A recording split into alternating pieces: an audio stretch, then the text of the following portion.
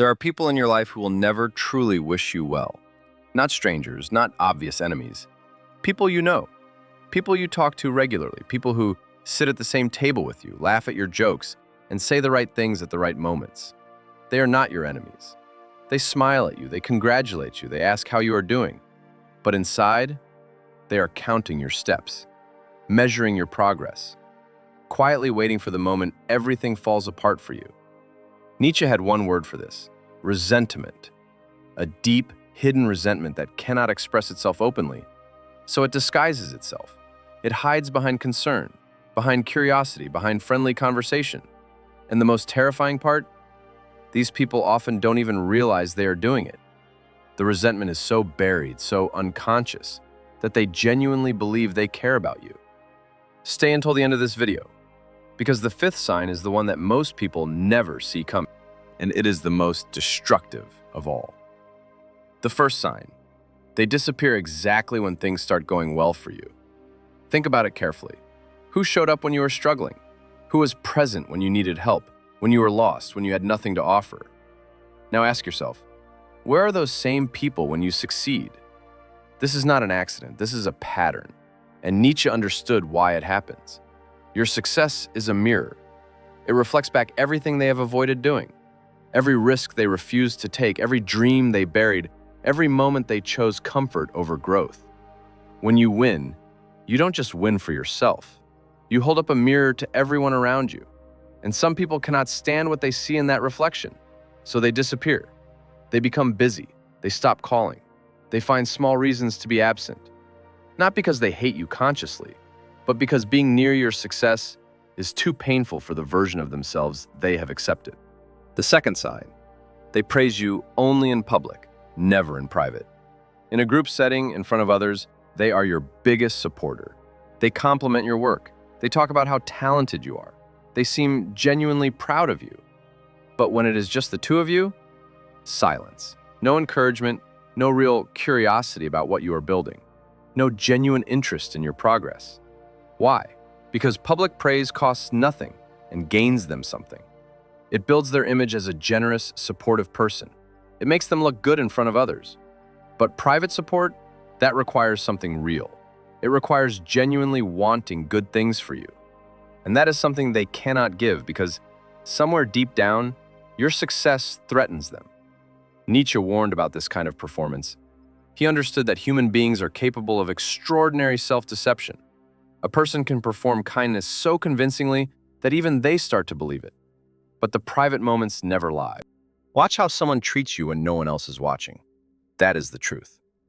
The third sign: they ask questions that sound like concern, but feel like poison.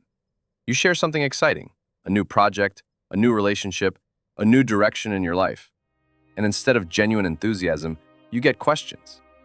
Are you sure this is a good idea? Isn't that a bit too risky? What if it doesn't work out? Have you really thought this through? On the surface, these sound like the questions of someone who cares about you, someone looking out for your best interests.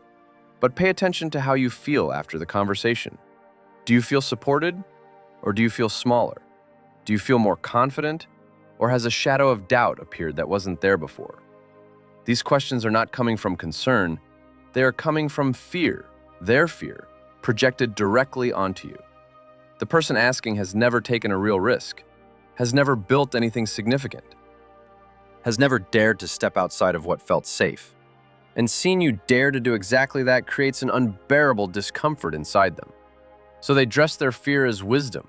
They wrap their insecurity in the language of caution. Nietzsche called this weakness dressed as virtue. And once you recognize it, you cannot unhear it. The fourth sign: they copy you, but never acknowledge it. Your idea suddenly becomes their idea. Something you said 2 weeks ago is now something they came up with independently. Your aesthetic, your approach, your way of doing things, slowly absorbed and presented as their own. And when you notice it and say something, they seem genuinely confused or offended, as if the very suggestion is absurd. This is not always conscious theft. Sometimes it happens because they are so focused on you, so quietly obsessed with what you are doing, that the line between admiration and imitation disappears. But there is always a reason they never say, I got this from you. I was inspired by what you built. You showed me something I hadn't seen before. Because saying that would require acknowledging your influence. It would require placing you in a position above them, even momentarily.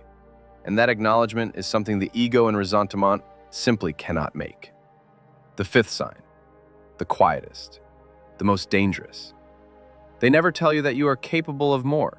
Not once, not even in passing. They will never look at you and say, "You are not living up to your potential. You are playing it too small. You could go further than this." Why? Because if you go further, they lose you. Not physically, but psychologically. The distance between where you are and where they are becomes impossible to ignore. So instead, they normalize your current level. They make you feel like you have already done enough. They celebrate the small wins loudly and never push you toward the bigger ones. Nietzsche wrote, "The cruelest prison is the one you do not know you are in." And this is exactly that prison, built quietly, brick by brick, not by your enemies, but by the people you trust most. So what do you do with all of this? You do not confront them. You do not cut everyone off. You do not become paranoid. You become aware, and then you become undeniable. Nietzsche's answer was never to fight the people pulling you down. His answer was to rise so far above that their reach simply could not touch you anymore. The best response to silent resentment is not anger. It is not confrontation. It is relentless, visible, undeniable progress. Because nothing disturbs a person filled with ressentiment more than watching someone they tried to hold back continue to rise anyway. If this video made you think of someone specific, trust that instinct.